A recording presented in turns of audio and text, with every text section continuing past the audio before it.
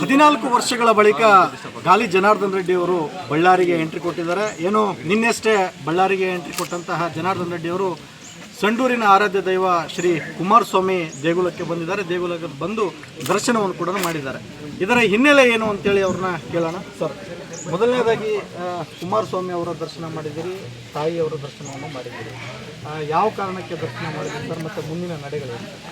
ನೋಡಿ, ವಿಶೇಷವಾಗಿ ವಿಡಿಯೋ ನನಗೆ ಸುಪ್ರೀಂ ಕೋರ್ಟಿಂದ ಶಾಶ್ವತವಾಗಿ ಯಾವುದೇ ಕಂಡೀಷನ್ಸ್ ಎಲ್ಲೋದನ್ನು ಕೂಡ ಹಿಂದೆ ಇರೋದನ್ನು ವಾಪಸ್ ತಕ್ಕೊಂಡು ಶಾಶ್ವತವಾಗಿ ಬಳ್ಳಾರಿಯನ್ನು ನಾನು ನಿವಾಸ ಮಾಡಲಿಕ್ಕೆ ಅವಕಾಶ ಮಾಡಿಕೊಟ್ಟಿದ್ದಾರೆ. ಅದು ಕೂಡ ವಿಶೇಷವಾಗಿ ಸೋಮವಾರ ಇಲ್ಲಿ ನಮ್ಮ ಬಳ್ಳಾರಿಯ ಇಲ್ಲಿ ಕುಮಾರಸ್ವಾಮಿ ಒಂದು ದೇವಸ್ಥಾನದ ವಿಶೇಷ ಅಂತಂದರೆ ಆ ತಾರಕಾಸುರನ ಸಂಹಾರ ಮಾಡೋದಕ್ಕೆ ಪಾರ್ವತಿ ಪರಮೇಶ್ವರರು ಅಣತಿಯಂತೆ ಅವರೇನು ನಮ್ಮ ಬುಲ್ಲುಕಕ್ಕೆ ಬಂದಿರ್ತಾರೆ. ಆ ಒಂದು ವಿಚಾರದಲ್ಲಿ ಇಲ್ಲಿ ನಮ್ಮ ಕುಮಾರಸ್ವಾಮಿ ದೇವಾಲಯಕ್ಕೆ ಸಾಕಷ್ಟು ಮಂದಿ ಇಲ್ಲಿ ಬಂದಿಲ್ಲ ಸ್ವಾಮಿಯಲ್ಲಿ ಪ್ರಾರ್ಥನೆ ಮಾಡ್ಕೊಳ್ತಾರೆ. ಅಂದರೆ ಇವತ್ತು ದೇವಸ್ಥಾನದ ಯುವಕರೆಲ್ಲರೂ ಕೂಡ ಇವತ್ತು ಈ ದಂಡವನ್ನು ಕೊಟ್ಟಿದ್ದಾರೆ. ಅಂದರೆ ಸಮಾಜದಲ್ಲಿ ಒಳ್ಳೆಯ ಕೆಲಸಗಳಿಗೋಸ್ಕರ ಮತ್ತು ಯಾವುದೇ ಕೆಟ್ಟದ್ದು ಕಂಡ್ರೆ ಅದನ್ನು ನಿರ್ಮೂಲನೆ ಮಾಡೋದಕ್ಕೆ ಅಂಥೇಳಿ ಅವರು ದೇವರಲ್ಲಿ ಪ್ರಾರ್ಥನೆ ಮಾಡ್ಕೊಂಡು ನನಗೆ ಇವತ್ತು ಬಹುಮಾನ ಆ ಭಗವಂತನ ಪದದಲ್ಲಿ ಇಟ್ಟು ಕೊಟ್ಟಿದ್ದಾರೆ. ಹಾಗಾಗಿ ನನಗೆ ಕುಮಾರಸ್ವಾಮಿ ಅಂದರೆ ನಾವು ಚಿಕ್ಕಂದಿನಿಂದ ಅಂದರೆ ನಮಗೆ ಊಹೆ ತಿಳಿದಾಗಲಿಂದ ಕೂಡ ತಂದೆ ತಾಯಿಂದರು ನಮ್ಮನ್ನು ದೇವಸ್ಥಾನಕ್ಕೆ ನಿರಂತರವಾಗಿ ಪ್ರತಿ ವರ್ಷ ಬರ್ತಾ ಇದ್ದಿದ್ದು. ಆಮೇಲೆ ಕಳೆದ 14 ವರ್ಷಗಳು ಬಂದಿಲ್ಲ ಅನ್ನೋದೇ ನನಗೆ ಭಾಳಷ್ಟು ದುಃಖ. ಇವತ್ತು ದರ್ಶನ ಪಡ್ಕೊಂಡಿದ್ದ ನಂತರ ತಾಯಿ ಪಾರ್ವತಿ ಮತ್ತು ಕುಮಾರಸ್ವಾಮಿಯನ್ನು ನಿನ್ನೆ ಬಂದೋಗಿದ್ದೀನಿ ಅನ್ನೋಂಥ ಭಾವನೆ ನನಗಿದೆ. 14 ವರ್ಷ ಆಗಿದೆ ಅನ್ನೋಂಥ ಒಂದು ಭಾವನೆಯನ್ನು ನನಗೆ ಬರ್ತಾ ಇಲ್ಲ. ನಿನ್ನೆ ಬಂದೋಗಿದ್ದೀನಿ ಮತ್ತು ಇವತ್ತು ಬಂದಿದ್ದೀನಿ ಅನ್ನೋಂಥ ಭಾವನೆ ಬಂತು. ಈ ಬಳ್ಳಾರಿಯ ರಾಜಕೀಯ ಇತಿಹಾಸ ಮತ್ತು ಬಳ್ಳಾರಿ ವಿಜಯನಗರ ಅವಳಿ ಜಿಲ್ಲೆಗಳ ಅಭಿವೃದ್ಧಿಯ ಕನಸು ಏನಿದೆ? ನಾನು ನಿನ್ನೆ ಕೂಡ ನಮ್ಮ ಮಾಧ್ಯಮ ಸ್ನೇಹಿತರಿಗೆ ಹೇಳ್ತಾ ಇದ್ದೇನೆ, ಇವತ್ತು ಚೈನಾ ದೇಶಕ್ಕೆ ಆ ಕಡೆ ಬೀಜಿಂಗ್ ಯಾವ ರೀತಿ ಇವತ್ತು ಇಡೀ ವಿಶ್ವದ ಗಮನ ಸೆಳೆದಿದ್ದೇನೋ, ಇಡೀ ಭಾರತಕ್ಕೆ ಬಳ್ಳಾರಿ ಆ ರೀತಿ ವಿಶ್ವದ ಗಮನ ಸೆಳೆಯುವಂಥ ಒಂದು ಅವಕಾಶ ಇರುವಂಥ ಜಿಲ್ಲೆ ಅಂತಂದರೆ ಇಡೀ ಕರ್ನಾಟಕದಲ್ಲಿ ಬಳ್ಳಾರಿಗೆ ಮಾತ್ರ. ಅದರಲ್ಲೂ ಬೆಂಗಳೂರು ಮಹಾನಗರ ನಂತರ ಅತಿ ದೊಡ್ಡ ಮಹಾನಗರ ಆಗುವಂಥ ಒಂದು ಅವಕಾಶ ಇರೋದು ಬಳ್ಳಾರಿಗೆ. ಇಲ್ಲಿರುವಂಥ ಒಂದು ಖನಿಜ ಸಂಪತ್ತು. ಇಲ್ಲಿ ನಾನು ವಿಜಯನಗರ ಅಭಿವೃದ್ಧಿ ಪ್ರಾಧಿಕಾರ ಅಂತ ನಾನು ರಚನೆ ಮಾಡಿದ್ದೆ. ತಮಗೆಲ್ಲ ಗೊತ್ತಿಲ್ಲ, ವಾದ ಅಂತೇಳಿ. ವಾದ ಅಂದರೆ ಹಿಂದಿಯಲ್ಲಿ ಪ್ರಾಮಿಸ್ ಅಂತೇಳಿ. ಸೊ ನಮ್ಮ ಎರಡೂ ಅರ್ಥ ಬರೋ ರೀತಿಯಲ್ಲಿ ವಿಜಯನಗರ ಅಭಿವೃದ್ಧಿ ಪ್ರಾಧಿಕಾರ ಮಾಡುವಂಥ ಸಂದರ್ಭದಲ್ಲಿ ಬಳ್ಳಾರಿ, ಹೊಸಪೇಟೆ ಮತ್ತು ಸಂಡೂರು ಈ ಮೂರು ನಡುವೆ 530 ಸ್ಕ್ವೇರ್ ಕಿಲೋಮೀಟರ್ಸ್ ವ್ಯಾಪ್ತಿ ಒಳಗಡೆ ಸುಮಾರು ಒಂದು 50,000 ಎಕರೆಗಳಲ್ಲಿ ಜಿಂದಾಲ್ ಜೊತೆಗೆ ಲಕ್ಷ್ಮೀ ಮೆಟಲ್ ಅಂತ ಇಂಡಸ್ಟ್ರೀಸ್ ಬರಬೇಕು. NMDC, ಭೂಷಣ್ ಸ್ಟೀಲ್ಸು, ಈ ಥರ ಭಾಳಷ್ಟು ಮಂದಿ ಅವತ್ತು ಮುಂದೆ ಬಂದಿದ್ದರು. ಕೆಲವಷ್ಟು NMDC ಮತ್ತು ಲಕ್ಷ್ಮೀ ಮೆಟಲ್ ಅವರು ಜಮೀನು ತಗೊಂಡ್ರು. ಅಂದರೆ ನನ್ನ ಕನಸಿನ ಬಗ್ಗೆ ನಾನು ಅವತ್ತೇನು ಎಕ್ಸ್ಪ್ಲೇನ್ ಮಾಡಿದ್ದೆ, ಗ್ಲೋಬಲ್ ಇನ್ವೆಸ್ಟರ್ಸ್ ಮೀಟಲ್ಲಿ ಬೆಂಗಳೂರಲ್ಲಿ ಎಲ್ಲರೂ ಮುಂದಕ್ಕೆ ಬಂದರು. ಅಂದರೆ ಒಂದು 50,000 ಎಕರೆಗಳಲ್ಲಿ ಇಂಡಸ್ಟ್ರೀಸ್ ಬರಬೇಕು ವಾದ ವ್ಯಾಪ್ತಿ ಒಳಗಡೆ. ಇನ್ನೊಂದು 50,000 ಎಕರೆ ವ್ಯಾಪ್ತಿ ಒಳಗಡೆ ITIಗಳು, ಪಾಲಿಟೆಕ್ನಿಕ್ಗಳು, ಕಾಲೇಜ್ಗಳು, ಅಂದರೆ ಒಂದು ಇಡೀ ಪ್ರಪಂಚನೇ ನೋಡುವಂಥ ವಿದ್ಯಾಸಂಸ್ಥೆಗಳು ಮತ್ತು ಇನ್ಫ್ರಾಸ್ಟ್ರಕ್ಚರ್, ಅಂದರೆ ಒಂದು ಎಲ್ಲ ರೀತಿಯ ಒಂದು ವ್ಯವಸ್ಥೆ. ಅಂದರೆ ಹೆಚ್ಚು ಕಡಿಮೆ ನನ್ನ ಕನಸಿನ ಪ್ರಕಾರ ಅಂದರೆ ಕಾರವಾರನ ತದಡಿ ಪೋರ್ಟಿಗೆ ಮತ್ತು ನಮ್ಮ ವಾದ ಅಂದರೆ ನಮ್ಮ ತೋರಣಗಲ್ಲು ಸಂಡೂರು ವ್ಯಾಪ್ತಿಗೆ ನೇರವಾಗಿ 8 ಲೈನ್ ರಸ್ತೆಯನ್ನು ಮಾಡೋದ್ರ ಮೂಲಕ 100 ಮಿಲಿಯನ್ ಕೆಪಾಸಿಟಿ ಇರುವಂಥ ಒಂದು ಪೋರ್ಟ್ ನಿರ್ಮಾಣ ಮಾಡಿ ಎಕ್ಸ್ಕ್ಲೂಸಿವ್ ರಸ್ತೆಯನ್ನು ಪೋರ್ಟಿಗೆ ಕನೆಕ್ಷನ್ ಕೊಡೋದ್ರ ಮೂಲಕ ಇವತ್ತು ನಮ್ಮ ಈ ಭಾಗದಲ್ಲಿ 10 ಲಕ್ಷ ಮಂದಿಗೆ ಒಂದು ಎಂಪ್ಲಾಯ್ಮೆಂಟ್ ಸಿಗ್ತಾಯಿತ್ತು ಅನ್ನೋಂಥ ಒಂದು ಕನಸಿಟ್ಕೊಂಡು ನಾನು ಕೆಲಸ ಪ್ರಾರಂಭ ಮಾಡಿದೆ. ಇದೆಲ್ಲವುದನ್ನು ನೋಡಿರುವಂಥ ಆ ಸಂದರ್ಭದಲ್ಲಿ ನನ್ನ ದುರದೃಷ್ಟನೋ ಅಥವಾ ಜಿಲ್ಲೆಯ ಒಂದು ಭಗವಂತ ಯಾತಕ್ಕೆ ನನಗೆ ತೊಂದರೆ ಕೊಟ್ಟರು ಗೊತ್ತಿಲ್ಲಾಗಲಿ, ಎಲ್ಲ ಕನಸುಗಳು ಕೂಡ ಒಂದು ನನಸಾಗುವಂಥ ಒಂದು ರೀತಿಯಲ್ಲಿ ನಾನು ಕೆಲಸ ಮಾಡೋ ಸಂದರ್ಭದಲ್ಲಿ ಇವತ್ತು ಕಾಂಗ್ರೆಸ್ ಪಕ್ಷದ ನಾಯಕರೆಲ್ಲರೂ ಕೂಡ ಇದು ಮುಂದುವರೆದರೆ ಶಾಶ್ವತವಾಗಿ ಭಾರತೀಯ ಜನತಾ ಪಕ್ಷ ಈ ಭಾಗದಲ್ಲಿ ಮಾತ್ರ ಅಲ್ಲ ಇಡೀ ರಾಜ್ಯದಲ್ಲಿ ನೆಲೆಯೂರುತ್ತೆ ಅನ್ನೋಂಥ ಒಂದು ದೃಷ್ಟಿಯಿಂದ ನನ್ನ ಮೇಲೆ ಇಲ್ಲ ಸಲ್ಲದ ಆರೋಪಗಳು, ಆಪಾದನೆಗಳು ಮಾಡೋದ್ರ ಮೂಲಕ ಒಬ್ಬ ಖಳನಾಯಕನ ರೀತಿಯಲ್ಲಿ ಬೆಂಬಲಿಸಿದ್ರು. ಅದರ ಪ್ರತಿಫಲ ಇವತ್ತು ಕಾಂಗ್ರೆಸ್ ಪಕ್ಷ ಕೇಂದ್ರದಲ್ಲಿ ಅವರು 15 ವರ್ಷ ಅಧಿಕಾರ ಇಲ್ದಂಗೂ ಕಳ್ಕೊಂಡಿದ್ದಾರೆ. ಮತ್ತು ಅಂದಿನ ಒಂದು ಪ್ರತಿಪಕ್ಷ ನಾಯಕರಾಗಿ ನನ್ನ ವಿರುದ್ಧ ಒಂದು ಸುಳ್ಳು ಆರೋಪಗಳು ಮಾಡಿ ಪಾದಯಾತ್ರೆ ಮಾಡಿರುವಂಥ ಸಿದ್ದರಾಮಯ್ಯನವರು ಇವತ್ತು ನಾನು ಅದೇ ವಿಧಾನಸಭೆಯಲ್ಲಿ ಹೆಜ್ಜೆಯನ್ನಿಟ್ಟು ನನ್ನ ಕಣ್ಣು ಮುಂದೆನೇ ಅವ್ರ ಇಡೀ ಕುಟುಂಬ ಹಗರಣದಲ್ಲಿ ಸಿಲುಕಾಕ್ಕೊಂಡು ಭಗವಂತ ನಾನು ಒಂದೇ ಹೇಳೋದು, ಇಲ್ಲಿ ಯಾವುದೇ ಒಂದು ವ್ಯಕ್ತಿ ಒಂದು ಜಾತಿ ಅನ್ನೋದಿಲ್ಲ, ಎಲ್ಲರೂ ನಾವು ಮನುಷ್ಯರು. ಅಂದರೆ ಒಂದು ವಿಚಾರ ಹೇಳ್ತಾ ಇರ್ತಾರೆ ಸಿದ್ದರಾಮಯ್ಯ ಅವರು, ಸಂಗೊಳ್ಳಿ ರಾಯಣ್ಣಗೆ ಯಾವ ರೀತಿ ದ್ರೋಹ ಮಾಡಿದರು ಆ ರೀತಿ ನನಗೆ ದ್ರೋಹ ಮಾಡ್ತಾ ಇದ್ದಾರೆ ಅಂತ. ಅಂದರೆ ಸಂಗೊಳ್ಳಿ ರಾಯಣ್ಣನ ಹೋಲಿಸ್ಕೊಳ್ಳೋದಕ್ಕೆ ಅವರಿಗೆ ಅರ್ಹತೆಯೇ ಇಲ್ಲ. ಅವರು ಏನಾದರೂ ಸಂಗೊಳ್ಳಿ ರಾಯಣ್ಣನ ಜೊತೆ ಹೋಲಿಸ್ಕೊಳ್ಳಬೇಕು ಅಂತಂದರೆ ನಾನು ಹೆಮ್ಮೆಯಿಂದ ಹೇಳ್ತಾ ಇಲ್ಲ. ಸಂಗೊಳ್ಳಿ ರಾಯಣ್ಣ ಅಂದರೆ ಆ ಕಾಲದಲ್ಲಿ ಪ್ರಾಣನೇ ಅವರು ತ್ಯಾಗ ಮಾಡಬೇಕಾಯಿತು. ಆದರೆ ಇವತ್ತು ನಾನು ಪ್ರಾಣದಿಂದ ಬದುಕಿದ್ದೀನಿ ಅಷ್ಟೇ. ಆದರೆ ಇದೇ ಸಿದ್ದರಾಮಯ್ಯನವರು ಸುಳ್ಳು ಆರೋಪಗಳ ಪಾದಯಾತ್ರೆ ಮೂಲಕ ಅಂದಿನ ಬ್ರಿಟಿಷರಿಗೆ ಯಾವ ರೀತಿ ಸಂಗೊಳ್ಳಿ ರಾಯಣ್ಣ ಇಟ್ಕೊಟ್ರು, ಆ ರೀತಿ ನನ್ನನ್ನು ಇಟ್ಲಿ ಸೋನಿಯಾ ಗಾಂಧಿ ಕೈಯಲ್ಲಿ ನಾನು ಕೊಡುವಂಥ ಒಂದು ಪರಿಸ್ಥಿತಿ ಬಂತು. ಹಾಗಾಗಿ ನನಗೆ 14 ವರ್ಷಗಳು ಜಿಲ್ಲೆಯಿಂದ ದೂರ ಇಡುವಂಥ ಒಂದು ಪರಿಸ್ಥಿತಿ ಬಂತು. ಅದರ ಪ್ರತಿಫಲ ಅವರು ಅನುಭವಿಸೋದಕ್ಕೆ ಕೆಟ್ಟ ಕರ್ಮದ ಫಲ ಅವರು ಅನುಭವಿಸುವಂಥ ಒಂದು ಸ್ಥಿತಿ ಇವತ್ತು ಅವ್ರಿಗೂ ನಿರ್ಮಾಣ ಆಗಿದೆ.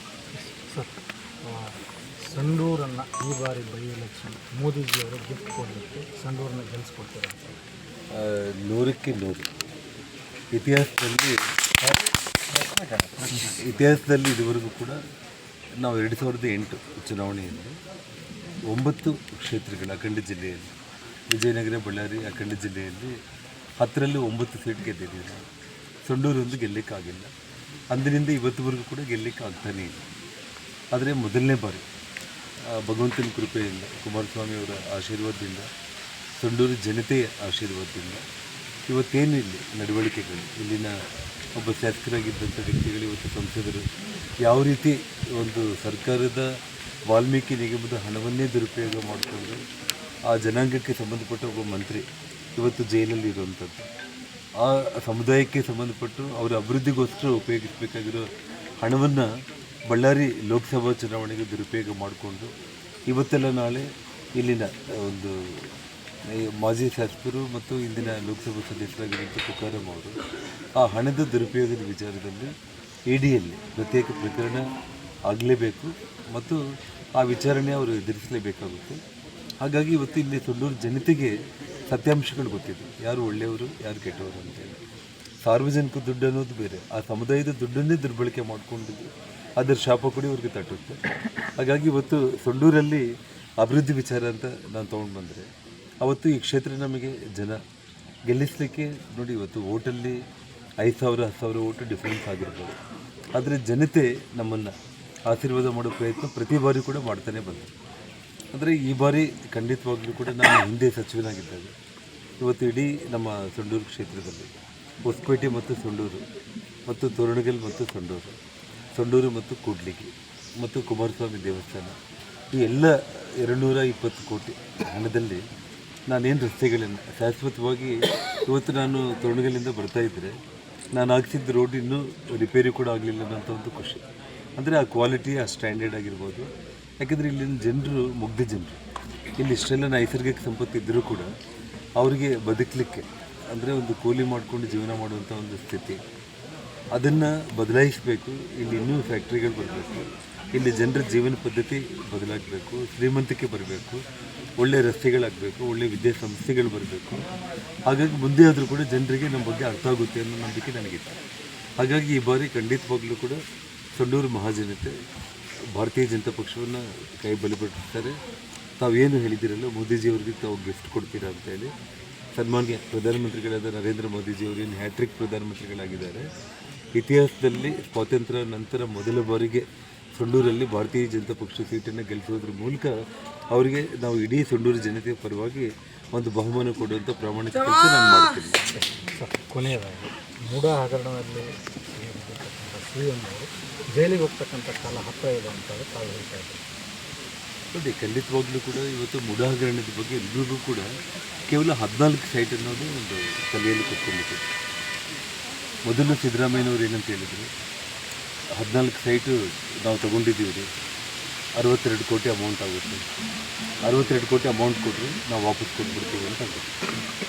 ಅದಾದ ನಂತರ ಅವರಿಗೆ ತಪ್ಪುಗಳು ಒಂದೊಂದಾಗಿ ಗೊತ್ತಾಗ್ತಾ ಬಂದು ಕೊನೆಗೆ ಯಾವತ್ತು ಹೈಕೋರ್ಟ್ ಪ್ರಾಸಿಕ್ಯೂಷನ್ಗೆ ಅವರಿಗೆ ಅನುಮತಿ ಕೊಟ್ಟಿದ್ದೇನೆ, ಅವರು ಬಂಧನ ಖಂಡಿತವಾಗ್ಲೂ ಆಗುತ್ತೆ ಅನ್ನೋಂಥ ಒಂದು ಭಯದಲ್ಲಿ ಅವರ ಶ್ರೀಮತಿ ಅವ್ರ ಕಡೆಯಿಂದ 14 ಸೈಟನ್ನು ಅವರು ವಾಪಸ್ ಕೊಡ್ತಾ ಇದ್ದಾರೆ. ಆದರೆ ಇಲ್ಲಿ ಪ್ರಮುಖವಾಗಿರುವಂಥ ಒಂದು ವಿಚಾರ ಅಂತಂದರೆ ಅವರು ನೋಡಿ, ಸಿದ್ದರಾಮಯ್ಯ ಅವರಿಗೆ ತಿಳುವಳಿಕೆ ಇದ್ದು ಮಾಡಿದ್ದಾರೆ. ಅವ್ರ ಮಕ್ಕಳು ಮಾಡಿರೋ ತಪ್ಪಿಗೆ ಇವತ್ತು ಅವರು ಶಿಕ್ಷೆ ಅನುಭವಿಸೋ ಪರಿಸ್ಥಿತಿ ಬಂದಿದೆಯಲ್ಲ, ಅವ್ರಿಗೆ ಗೊತ್ತಿದ್ದೇ ಆಗಿದೆಯಲ್ಲ, ಇದೆಲ್ಲವೂ ಕೂಡ ತನಿಖೆಯಿಂದನೇ ಹೊರಗಡೆ ಬರಬೇಕಾಗುತ್ತೆ. ಯಾವುದೇ ವಿಚಾರದಲ್ಲೂ ಕೂಡ ಇಲ್ಲಿ 100 ಸೈಟ್ಗಳು ಅವರು ಬಿನಾಮಿ ಹೆಸರುಗಳಲ್ಲಿ ಮೈಸೂರು ಮಧ್ಯಭಾಗದಲ್ಲಿ ಕೋಟ್ಯಾಂತರ ಬೆಲೆ ಮಾಡುವಂಥ ಒಂದು ಭೂಮಿ ಅಂದರೆ 4,000 ಕೋಟಿಗಿಂತ ಕೂಡ ಹೆಚ್ಚು ಬೆಲೆ ಮಾಡುವ ಭೂಮಿಗೆ ಅವರು ಕೊಳ್ಳೆ ಹೊಡೆದಿದ್ದಾರೆ ಅನ್ನೋದು ಇವತ್ತು ಸ್ಪಷ್ಟವಾಗಿ ಕಾಣ್ತಾ ಇದೆ. ಹಾಗಾಗಿ ತನಿಖೆ ಆಗೋ ಸಮಯದಲ್ಲಿ ಯಾರ್ಯಾರು ಫ್ಲ್ಯಾಟ್ ಪಡ್ಕೊಂಡಿದ್ದಾರೆ ಅವರೆಲ್ಲರನ್ನ ಕರೀತಾರೆ, ಅವ್ರ ಹಿನ್ನೆಲೆ ನೋಡ್ತಾರೆ, ಆ ಸೈಟು ತಗೊಳ್ಳೋದಕ್ಕೆ, ಖರೀದಿ ಮಾಡೋದಕ್ಕೆ ಅವರು ಯೋಗ್ಯರಿದ್ದಾರೆ ಇಲ್ಲಂತ ನೋಡ್ತಾರೆ. ಸೊ ಹಾಗಿದ್ದಾಗ ಎಲ್ಲ ವಿಚಾರಗಳು ಹೊರಗಡೆ ಬರುತ್ತೆ. ಇದು ಭಾಳ ದೊಡ್ಡ ಪ್ರಮಾಣದ ಸ್ಕ್ಯಾಮ್ ಇದು 14 ಸೈಟಿಗೆ ಸಂಬಂಧಪಟ್ಟಿರೋ ಸ್ಕ್ಯಾಮ್ ಅಲ್ಲವೇ ಅಲ್ಲ ಇದು. ಹಾಗಾಗಿ ಅವರು 2 ಬಾರಿ ಮುಖ್ಯಮಂತ್ರಿ ಆಗಿದ್ದಾರೆ. ಯಾವತ್ತು ಹೈಕೋರ್ಟ್ ಅವರಿಗೆ ಪ್ರಾಸಿಕ್ಯೂಷನ್ ಪರ್ಮಿಷನ್ ಕೊಡ್ತು ಅವತ್ತೇ ಅವರು ರಾಜೀನಾಮೆ ಮಾಡಿದರೆ ಅವ್ರ ಬಗ್ಗೆ ನನಗೆ ಎಲ್ಲ ಇಡೀ ಕರ್ನಾಟಕ ರಾಜ್ಯದ ಜನರಿಗೆ ಗೌರವ ಬರ್ತಾಯಿತ್ತು. ಯಾಕೆಂದರೆ ತನಿಖೆಯಲ್ಲಿ ಅವರು ತಪ್ಪು ಮಾಡಿಲ್ಲ ಅನ್ನೋದು ಸಾಬೀತಾಗಿಬಿಟ್ಟಿದ್ರೆ ಮನುಷ್ಯ ಕೊನೆಗಟ್ಟದಲ್ಲಿ ಜೀವನದಲ್ಲಿ ರಾಜಕೀಯದಲ್ಲಿ ಒಳ್ಳೆಯ ಹೆಸರು ಮಾಡಿಕೊಂಡೇ ಹೋಗ್ಬೇಕಂತಲೇ ಎಲ್ಲರೂ ಕೂಡ ಬಯಸ್ತಾರೆ. ಹಾಗಾಗಿ ಅವರು ರಾಜೀನಾಮೆ ಕೊಟ್ಟಿದ್ದರೆ ತುಂಬ ಗೌರವ ಸಿಗ್ತಾಯಿತ್ತು ಅವ್ರಿಗೆ. ಅವರು ರಾಜೀನಾಮೆ ಕೊಡದೆ ಇಷ್ಟು ಹಠದಿಂದ ಅವರು ಏನು ಮುಂದೆ ಹೊರಿತಾ ಇದ್ದಾರೆ, ನನಗೆ ತಿಳಿದಷ್ಟು ಮಟ್ಟಿಗೆ ತುಂಬ ಅಪಮಾನದಿಂದ ರಾಜ್ಯದ ಜನರಿಗೆ ಕೆಳಗಿಳಿಸುವಂಥ ಒಂದು ಸ್ಥಿತಿಗೆ ಬರಬಾರ್ದಾಗಿತ್ತು. ಅವರು ರಾಜೀನಾಮೆ ಕೊಟ್ಟಿದ್ದರೆ ತುಂಬ ಗೌರವ ಇರ್ತಾಯಿತ್ತು. ಈಗಲೂ ಕಾಲ ಮಿಂಚಿಲ್ಲ. ಈಗಲೂ ಸೈಟ್ ವಾಪಸ್ ಕೊಟ್ಟಂಗೆ ಮುಖ್ಯಮಂತ್ರಿ ಪದವಿ ಕೂಡ ಅವರು ವಾಪಸ್ ಕೊಟ್ಟರೆ ಅವ್ರಿಗಾಗೂ ನಷ್ಟ ಏನಿಲ್ಲ. ಇವಿಷ್ಟು ಜನಾರ್ದನ್ ರೆಡ್ಡಿ ಅವರ ಮಾತುಗಳು. ನಿಜಕ್ಕೂ ಕೂಡ ಬಳ್ಳಾರಿ ಮತ್ತು ವಿಜಯನಗರದ ಅಭಿವೃದ್ಧಿ ದೂರದೃಷ್ಟಿ ಇದೆ ಅಂತಕ್ಕಂಥ ಮಾತನ್ನು ಹೇಳಿದ್ದಾರೆ. ಇನ್ನು ರಾಜಕೀಯವಾಗಿ ಸಾಕಷ್ಟು ವಿಚಾರಗಳನ್ನು ರಿಪಬ್ಲಿಕ್ ಕನ್ನಡದ ಮೂಲಕ ಹೇಳಿಕೊಂಡಿದ್ದಾರೆ. K Suresh Chauhan, republic Kannada, Ballari.